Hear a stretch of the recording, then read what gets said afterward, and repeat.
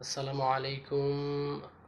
সম্মানিত অভিভাবকবৃন্দ এবং শিক্ষক শিক্ষিকাবৃন্দ, আপনাদের সকলকে 5 minute at school Facebook page এবং RN reading graph YouTube channel থেকে আমি হাবিব স্যার আপনাদেরকে স্বাগত জানাচ্ছি। আজকে আমি বিশেষ করে যাদের বাচ্চারা একেবারে ছোট এবং পড়ার শুরুর পর্যায়ে আছে বা পড়তে চায়, রিডিং পড়তে চায়, তাদের বিষয় নিয়ে আলোচনা করতে চাই। আমরা আমাদের বাচ্চাদেরকে বিদ্যালয়ে নিয়ে যাওয়ার সময় আমরা প্রথমেই চিন্তা করি আমাদের বাচ্চাকে কোনো একটা কিছু শিখাবো, বা আগে আমি বর্ণগুলো শিখাই নিব, বা স্কুলে গেলে স্কুলে স্যার বা শিক্ষক মণ্ডলী যারা আছেন তারা এটাই চিন্তা করেন যে আমাদের এই ছাত্রছাত্রীদেরকে আমাদের দ্রুত বর্ণ শেখাতে হবে। তো বর্ণ শেখাতে গিয়ে আমরা প্রথমে কিছু ভুল করি। আজকে আমার আলোচনার বিষয় হচ্ছে সেই ভুলগুলো নিয়ে।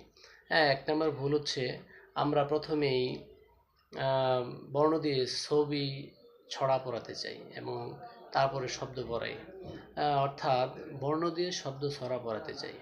তো বর্ণ দিয়ে শব্দ ছড়া পড়াতে গেলে বাচ্চা মেলাতে পারে না যে আসলে কোনটা বর্ণের উচ্চারণ আর কোনটা ছবির উচ্চারণ।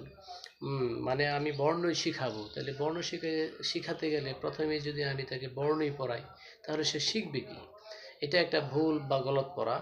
এজন্য আমরা প্রথমেই আমাদের বাচ্চাদেরকে যদি আমরা পড়াতে চাই, প্রথম কাজটা হচ্ছে যেই বর্ণের ছবিটা আছে, দেখবেন প্রত্যেকটা বর্ণ, বিশেষ করে প্রথম শ্রেণীর যে বাংলা বইটা আছে আপনারা, অথবা যারা নার্সারিতে পড়ে, কেজি স্কুলে পড়ে, তো দেখবেন বইয়ের মধ্যে প্রথমে ছবি দেওয়া আছে। তো ছবি আলোচনাটা প্রথমে করা, এমনভাবে আলোচনা করা, যেমন আমি একটা উদাহরণ দিচ্ছি যে অলি ফুলে মধু খায়, এই ছবিটাই আছে অলি ফুলে মধু খাচ্ছে। তো অলি ফুলে মধু খায়, এইভাবে অলি ফুলে মধু খায় কয়েকবার যখন আমি এই ছড়াটা পড়াবো, অলি ফুলে মধু খায়, অলি ফুলে মধু খায়, তারপরে আমি একটা সময় ছড়ার মূল যে শব্দ সেটা হচ্ছে অলি, তারপর আমি কয়েকবার অলি পড়াবো, অলি অলি অলি, তারপরে এই শব্দটাকে একটু বিশ্লেষণ করে লম্বা করে পড়বো, অলি অলি অলি অলি। প্রথমে কি আসলো? অ। তাই উপরে যে বর্ণটা সেটা হচ্ছে অ। তারপরে আমি সবার শেষে পড়াবো অতে অলি, অলি ফুলে মধু খায়, তারপরে আ দিয়ে ছড়া থাকে। এভাবে একইভাবে আ দিয়ে আমরা ছড়া পড়াবো, অর্থাৎ আমরা যখন ছড়া পড়াবো তখন দুটো ছড়া একসাথে পড়াতে হবে, কারণ অলি ফুলে মধু খায়, আম পেয়েছে আতা চায়, অথবা এরকম একটা রিলেটেড ছড়া দেওয়া থাকে যেন দুইটা ছড়া মিল থাকে। তো আমরা যখন পড়াতে যাব অবশ্যই প্রথম কাজ হচ্ছে ছবি পড়ানো বা ছবি বিশ্লেষণ করা, ছবি থেকে ছবি শব্দে যাওয়া, শব্দ থেকে শব্দ বিশ্লেষণে যাওয়া, বিশ্লেষণ করার পরে বিশ্লেষণের মধ্যেই বর্ণ আসে। এবার বর্ণ উচ্চারণ শেখানো, বর্ণ থেকে ছবি শব্দ একসাথে বলা।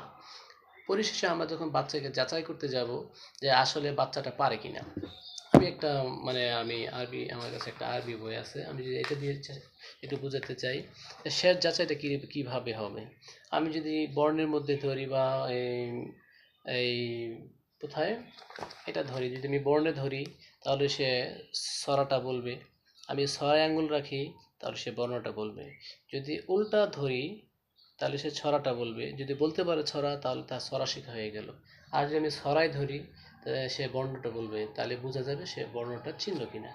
এইভাবে করে আমি যদি আমার বাচ্চাকে পড়াই, আশা রাখি বাচ্চা অনেক মজা পাবে এবং বাচ্চা স্বতঃস্ফূর্তভাবে স্বনির্ভরভাবে একটা সময় গিয়ে পড়তে পারবে এবং অতি অল্প সময় তারা পড়তে পারবে।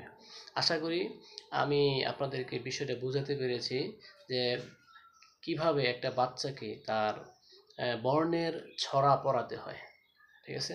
তো সাম অফ দ্য স্টোরি হচ্ছে, প্রথমে আমরা ছবি আলোচনা করব, ছবি থেকে ছবি ছড়ায় যাব, ছড়া থেকে শব্দ পড়াবো, তারপরে শব্দ বিশ্লেষণ করব, শব্দ বিশ্লেষণ করার পরে আমরা এখান থেকে অ যাব, যেমন অলি। এবার বর্ণে যাব, বর্ণে যাওয়ার পরে এবার বর্ণ দিয়ে শব্দ ছড়া একসাথে পড়াবো।